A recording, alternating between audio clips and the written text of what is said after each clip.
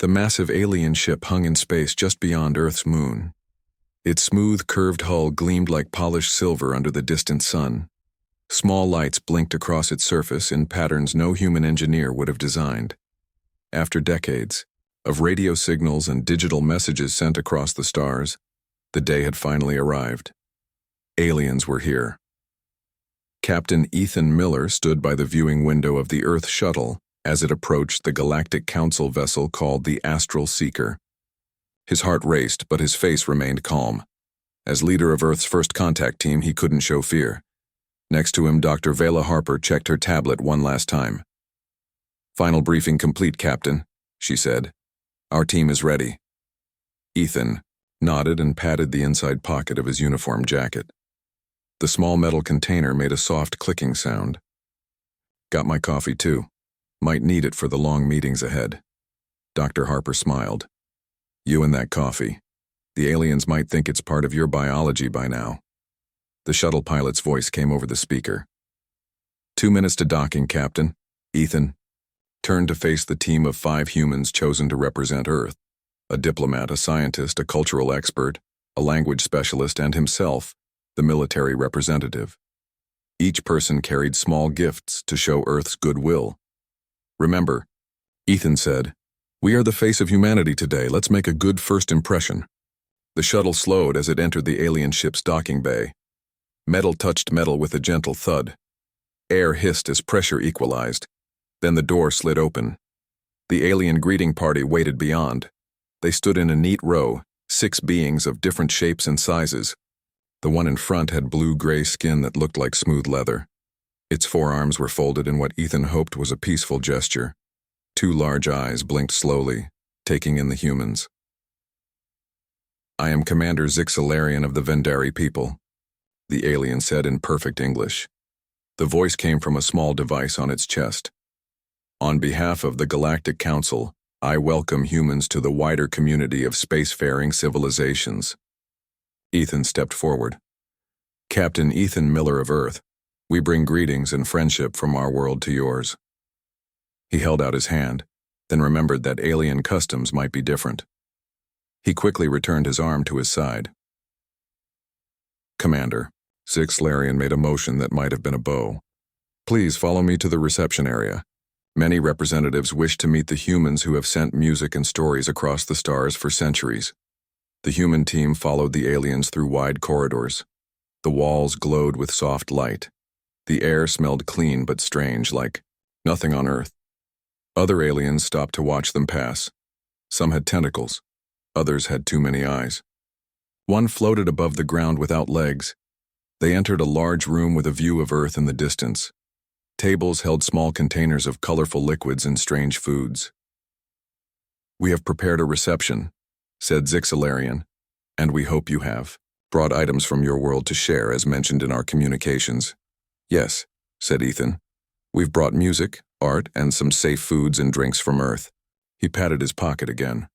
"I've even brought my favorite drink for long meetings, coffee." A smaller alien with green skin and a head that seemed too large for its body stepped closer. It held up a device that made soft beeping sounds. "What?" "Is this coffee?" the alien asked. "It's a drink made from beans that grow on our planet," Ethan explained. "Many humans drink it daily. It helps us stay alert." The green alien and Zixalarian exchanged looks. Something passed between them that Ethan couldn't read.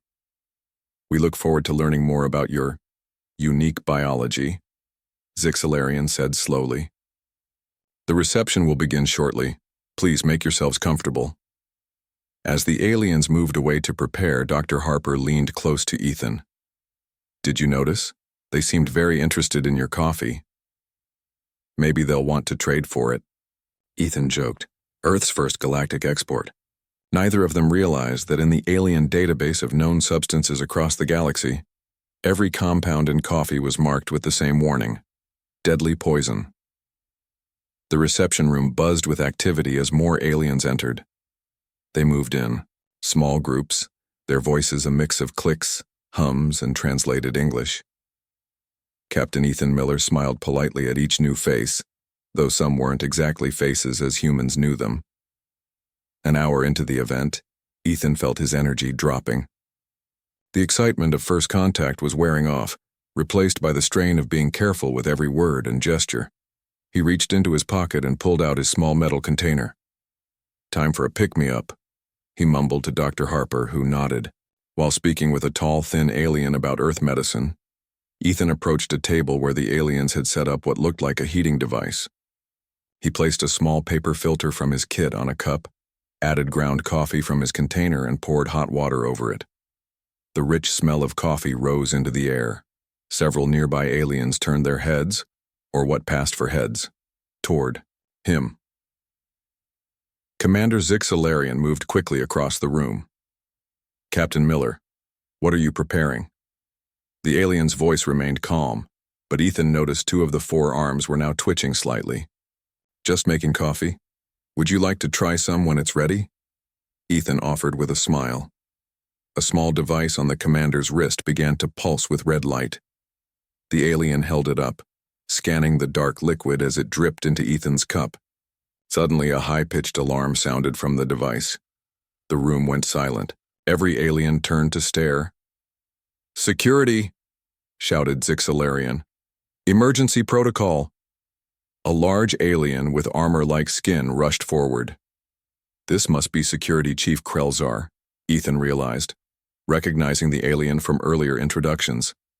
"Sir, please, put down that container immediately," Krelzar said, moving cautiously toward Ethan as if approaching a bomb. Ethan blinked in confusion. "It's just coffee."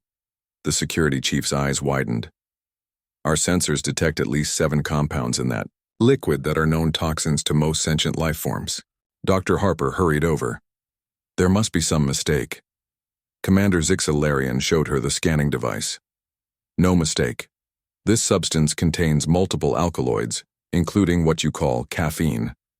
It is classified as a neurotoxin in our database, fatal to 87% of known intelligent species." By now, Ethan's coffee had finished brewing.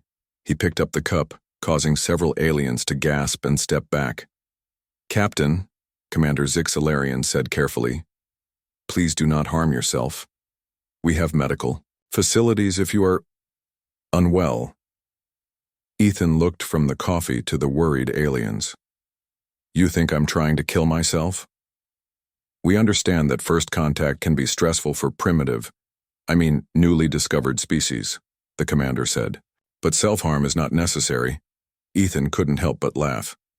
"I'm not harming myself. Humans drink this every day." The aliens exchanged looks of horror and disbelief. Security Chief Krelzar stepped forward. "Sir, I must insist you put down the poison." Ethan shrugged. "Sorry, but I need this." He raised the cup to his lips and took a long drink. A collective gasp filled the room. One small alien in the back actually fainted, falling with a soft thud to the floor.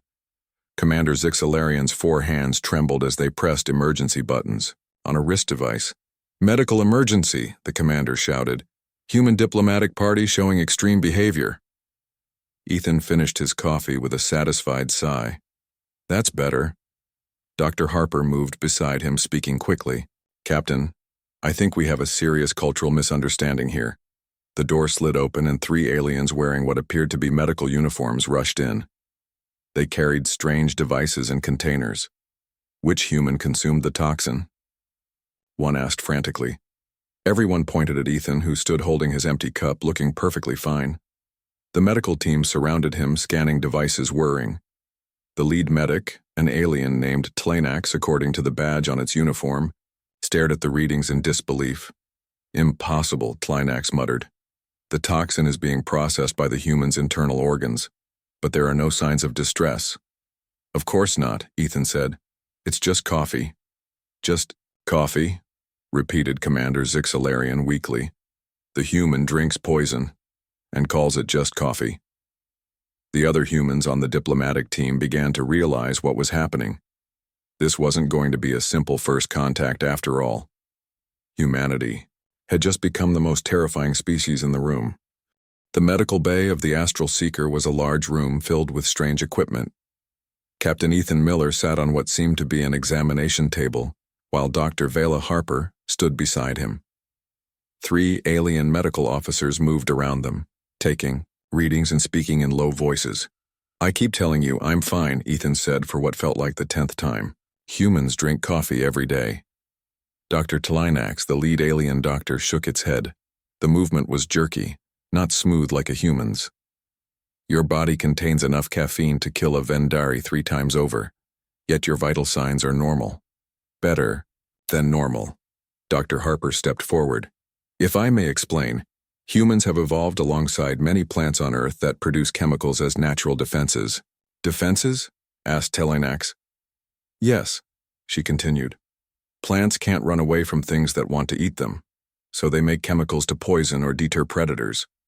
Over time, humans learned which plants we could eat despite these defenses. Sometimes, like with coffee, we found we enjoyed the effects of these chemicals." Commander Zixilarian, who had been watching from the doorway, entered the room. "You seek out poison for enjoyment?" "Not poison to us," Ethan explained. "Caffeine makes humans feel more awake and alert. It's helpful when we need to focus."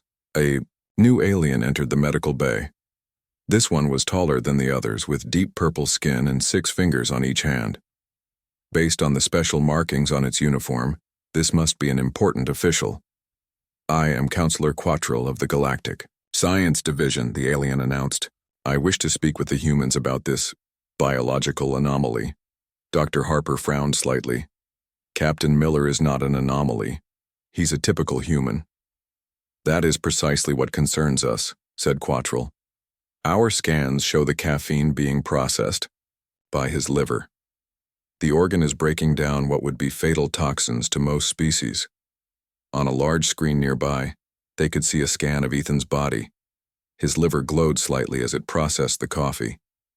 "That's just how human bodies work," Ethan said with a shrug. "Nothing special about it." "On the contrary," said Quattrell, "this is exceptional. What other substances can humans consume that would be toxic to others?" Dr. Harper thought for a moment. "Well, there's chocolate, many spicy foods, alcohol in moderate amounts." With each item she listed, the aliens' expressions grew more alarmed, though it was hard for the humans to read alien faces. Tlinax was rapidly entering data into a device. "And all humans can do this?" asked Commander Zixilarian. "Most can," said Dr. Harper. "There are some individual differences in tolerance." Suddenly, an alarm sounded throughout the ship. A voice spoke in an alien language, then switched to English. "All council representatives report to the main chamber. Emergency session called regarding the human delegation." Commander Zixilarian looked troubled. "This is unusual. The full council rarely meets on such short notice." "Is there a problem?" asked Ethan, standing up from the examination table. "Some species may view humans as potentially dangerous," the commander said carefully. "Your biology is unlike anything we have encountered." "Dangerous?" Ethan couldn't believe what he was hearing. "Because we can drink coffee?" "Because you can ingest toxins that would kill most of us instantly," corrected Quattrell, "and appear completely unaffected. Some will find this threatening." As they spoke, Ethan noticed that the medical staff kept their distance from him now. They moved more cautiously, as if he might suddenly become harmful. "This is ridiculous," Dr. Harper said. "We came in peace." "Perhaps," said Commander Zixilarian, "but consider how this appears. A species that consumes poison as a casual beverage. What else might you be capable of?" The question hung in the air.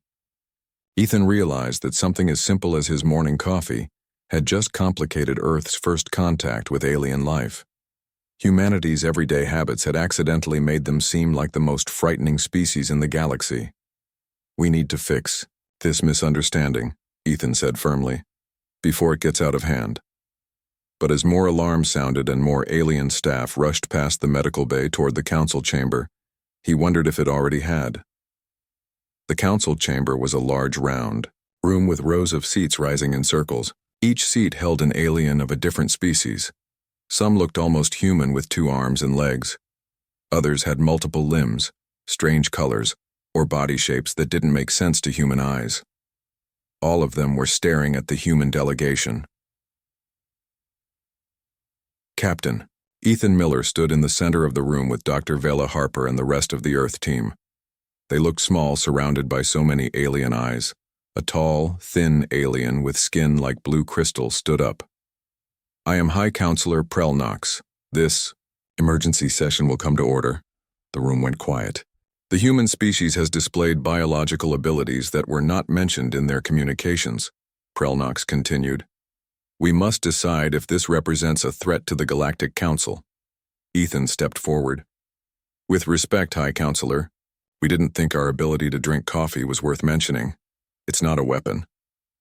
A red blob-like alien in the third row made a bubbling sound. The translation came through seconds later. A species that treats deadly neurotoxins as a refreshment cannot be trusted. They could be immune to our security measures. Murmurs of agreement spread through the chamber.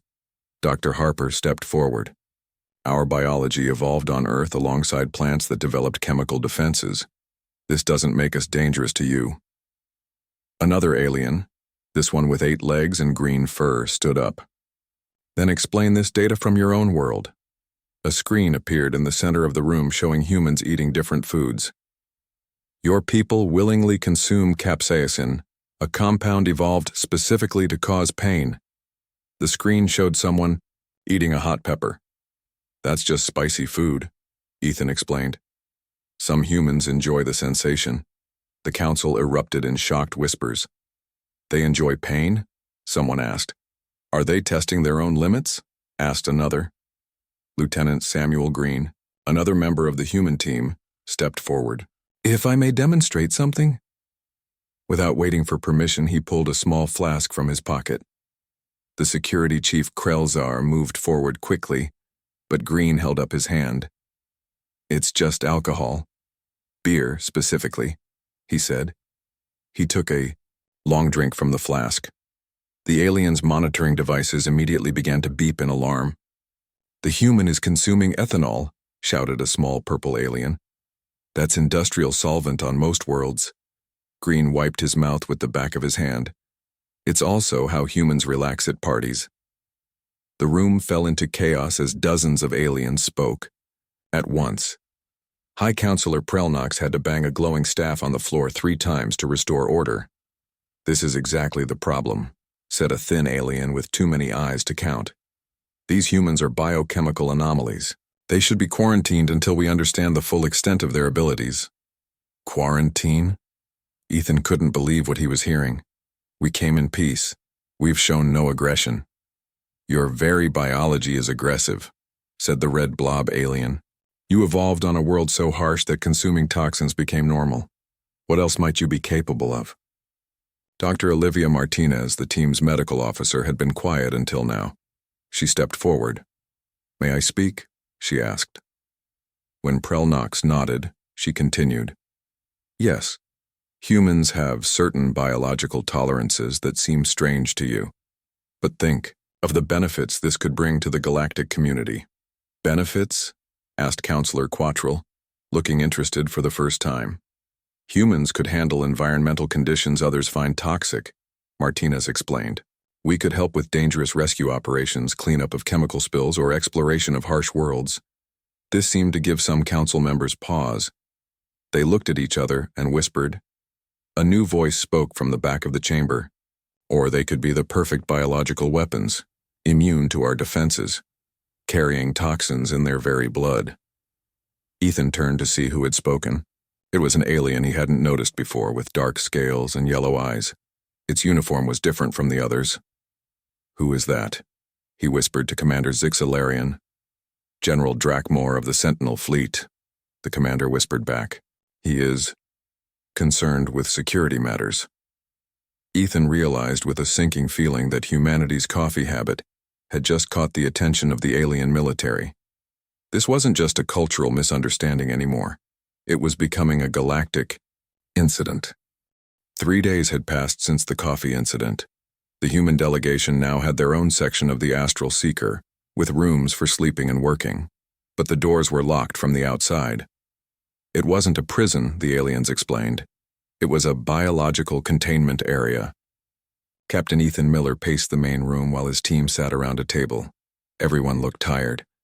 So we're basically being held because we can drink coffee, Lieutenant Green said. This is ridiculous. It's more than that now, Dr. Martinez replied. They've been reviewing our medical records. They're fascinated by everything from our ability to eat spicy food to how our bodies heal wounds. A soft chime announced someone at the door. It slid open to reveal Commander Zixilarian and Counselor Quatriel. Good news, Zixilarian said. The Council has approved a joint research project instead of quarantine. Ethan stopped pacing. What kind of research project?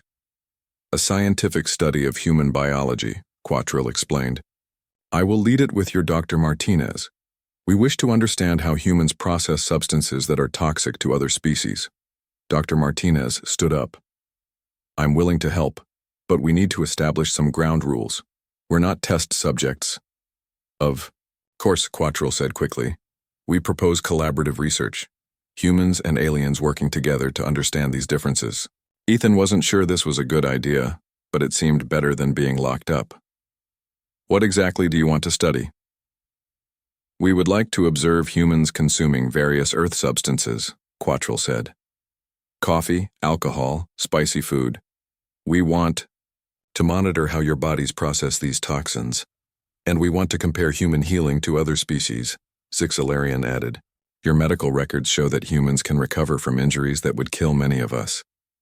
It's not just about poison resistance, Dr. Martinez realized. You're interested in our overall resilience. Quatriel nodded. Exactly. No species we've encountered has evolved quite like humans. Your planet must be a death world, Zixilarian finished. By our standards. The humans looked at each other in surprise.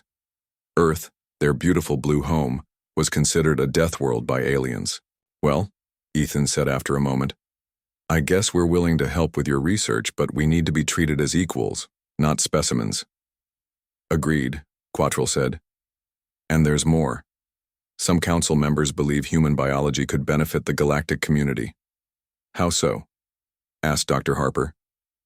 There are planets too harsh for most species to visit, Zixilarian explained. And some jobs too dangerous due to toxic environments. Humans might be able to help with these. But others see you as threats, Quatriel added. Especially the military representatives. Ethan frowned. Like General Drakmore? Yes, Zixilarian said. He wants to study humans for possible military applications. That's not happening, Ethan said firmly. We agree, Quatriel said. That's why this research project is so important. We need to show the Council that human biology is a potential asset, not a weapon. The next day, a new lab was set up. Humans volunteered to demonstrate their abilities. Dr. Martinez worked alongside Quatriel, explaining human biology to the fascinated alien scientists. They showed how humans could eat foods containing capsaicin, the chemical that makes peppers hot. Many alien observers couldn't believe humans willingly ate something that caused pain. But why do you enjoy this? Asked a small alien with blue skin as he watched Lieutenant Green eat a jalapeno. It's not exactly the pain we enjoy, Green explained, his face a bit red. It's the flavor and the endorphin rush that comes after. Your bodies release pleasure chemicals in response to pain. The alien looked shocked. Sometimes, Dr. Martinez explained. It's part of how we evolved. Our bodies adapted to see some challenges as rewards. In another part of the lab, other humans demonstrated their alcohol tolerance, caffeine metabolism, and even their ability to digest certain plants that would be toxic to aliens. With each demonstration, the alien scientists grew more amazed, and some grew more concerned. They evolved on a planet so harsh that they had to become friends with poison, one alien whispered to another. What else might they be capable of? Ethan overheard this and realized that proving humans weren't dangerous might be more difficult than he thought. Their normal biology seemed like a superpower to these aliens, and superpowers made people nervous. A week had passed since the research project began. The humans were no longer contained but could move freely around certain parts of the Astral Seeker. As they walked through the ship, alien crew members would step aside, watching them with a mixture of fear and wonder. Captain Ethan Miller entered the observation deck where Dr. Martinez was working with Counselor Quattrell. Large screens showed detailed images of human cells reacting to different substances. "How's the research going?" Ethan asked. "Fascinating," Quattrell said. "Human liver cells can process toxins that would destroy cells from any other known species." Dr. Martinez pointed to one of the screens. "We're showing them how our bodies developed enzymes to break down certain plant compounds." "And?" Ethan asked. "And they're impressed," she said with a small smile, but also frightened. Before Ethan could respond, Commander Zixilarian rushed into the room. All four of the commander's arms moved in agitation. "We have a problem," Zixilarian said. "The council is meeting again. General Drakmore has gathered support for his position." "Which is?" Ethan asked, though he could guess the answer. "He wants to classify humans as a biological threat," Zixilarian explained. "He's proposing strict limits on human movement through the galaxy and special monitoring of Earth." "That's ridiculous," Dr. Martinez said. "We haven't done anything threatening." "Your existence is the threat in his view," Quattrell said softly. "A species that drinks poison with breakfast is unsettling to many." Ethan sighed. "We need to address the council again." They hurried to the council chamber. When they arrived, General Drakmore was already speaking. His yellow eyes gleamed as he pointed to displays showing human biology.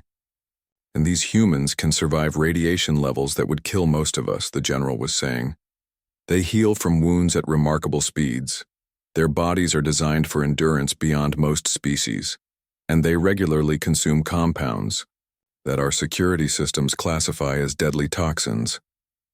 The general turned as Ethan and his team entered. "They are walking biological anomalies. Until we understand them fully, they should be considered a potential threat to galactic security." High Counselor Prelnox noticed the humans. "Captain Miller, do you wish to respond to these concerns?" Ethan stepped forward. "Yes, everything General Drakmore has said about human biology is basically true. We can tolerate substances toxic to your species. We have evolved to survive in conditions that might be harsh by your standards." The council murmured at this admission. "But," Ethan continued, "having different biology doesn't make us dangerous, it makes us different. And different doesn't mean threatening." "Fine words," said General Drakmore. "But our security experts have analyzed what humans call history. Your planet has known nothing but warfare between your own kind. Now you bring these abilities into the stars. The risk is too great." A new voice spoke up. It was a human voice. Jason Russell, the Earth diplomat, stepped forward. "If I may address the council," he said. Russell was the quietest member of the human team, but now he spoke with clear authority. "Human history does include conflict," Russell admitted. "But it also includes cooperation, scientific discovery, art, and the desire to connect with others, unlike ourselves. That's why we're here."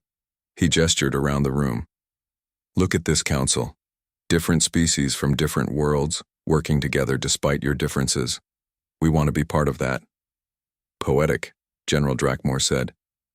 "But it doesn't change the facts.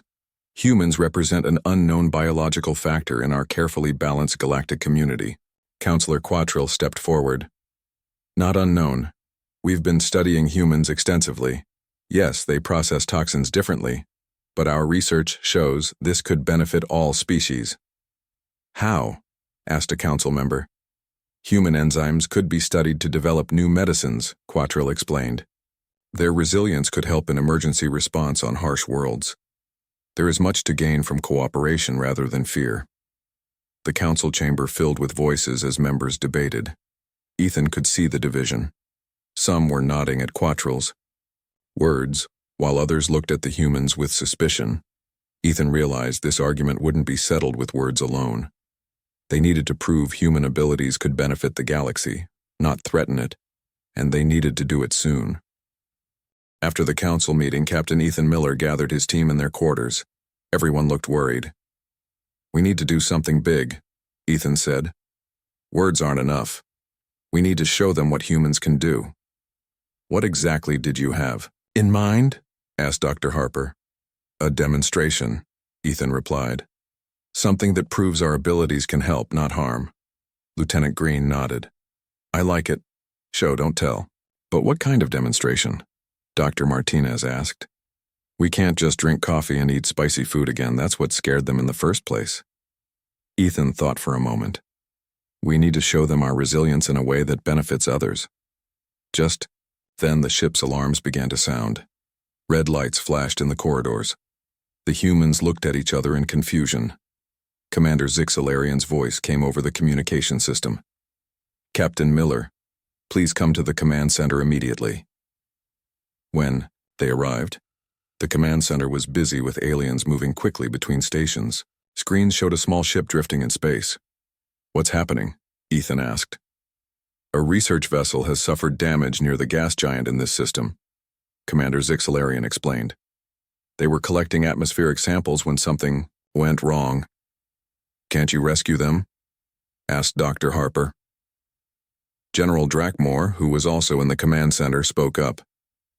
The atmosphere around their ship is highly toxic. Our rescue teams would need special protection, and by the time we prepare, it may be too late. Ethan looked at the screens, then at his team. He saw the same thought in their eyes. What if we help? He asked. Humans might be able to handle the toxic atmosphere better than your people. The commander looked surprised.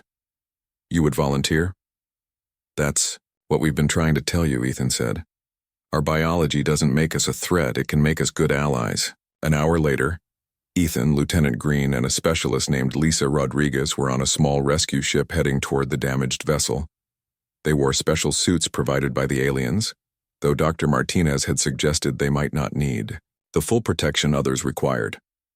Remember, Commander Zixalarian said through their communication system, the atmosphere contains compounds similar to your Earth chemicals. Your bodies may process them better than ours, but don't take unnecessary risks. Understood, Ethan replied. Their ship docked with the damaged research vessel. When they entered, they found the air inside was hazy with green gas. Helmet sensors show high levels of cyanide compounds, Rodriguez reported, looking at the display in her suit. Deadly to most species, but not immediately harmful to humans in this concentration, Green added. Our liver enzymes can handle low amounts. They found the alien research team huddled in a sealed room. 5 aliens of different species were wearing emergency breathing masks, but they looked weak. We're here to help, Ethan told them. We can get you to our ship. The aliens seemed shocked to see them. How are you standing? One asked weakly. The air is poison. We're humans, Green explained simply. Poison works differently for us. They helped the aliens to their rescue ship. One alien researcher, a small being with gills on its neck, was too weak to walk. Without hesitation, Rodriguez picked it up and carried it to safety. Back on the Astral Seeker, the rescued researchers received medical treatment. The human team was checked too, but as expected, they had processed the toxic gases with only minor effects. Word of the rescue spread quickly through the ship. Aliens who had avoided the humans now looked at them with new eyes. Even General Drakmore seemed thoughtful. You risked yourselves for people you didn't know, Commander Zixalarian said to Ethan. That's what humans do, Ethan replied. We help when we can. Perhaps, the commander said slowly, we have been looking at human biology from the wrong perspective. What we saw as threat might indeed be opportunity. Later that day, Counselor Quattril informed them that the Galactic Council wanted a formal demonstration of human abilities, not as a warning about their dangerous nature, but as an introduction to potential new allies. They want to see what humans can do, Quattril explained, and how we might work together. Ethan smiled. Maybe drinking coffee in front of aliens was going to help humanity after all. The main hall of the Astral Seeker had been transformed. Rows of seats filled with aliens from dozens of species faced a central platform. The entire Galactic Council was present, along with scientists, military officers, and diplomats from across the galaxy. All had come to see the humans. Captain Ethan Miller stood with his team, watching as alien crews set up various stations around the platform. There were containers of different substances, medical equipment, and large screens to show detailed scans. "Nervous?" Dr. Harper asked him. "A little," Ethan admitted. "The future of Earth's relationship with the galaxy depends on how this goes." High Counselor Prelnox stepped to the center of the platform. "Welcome to this historic gathering. Today, we will better understand our new friends from Earth through a formal demonstration of their unique biology." Dr. Martinez went first. She explained human biology with clear, simple terms as the screens showed images of human cells and organs. "Humans evolved on a planet with many plants and animals that produce toxic compounds," she explained. "Over time, our bodies developed ways to process these toxins."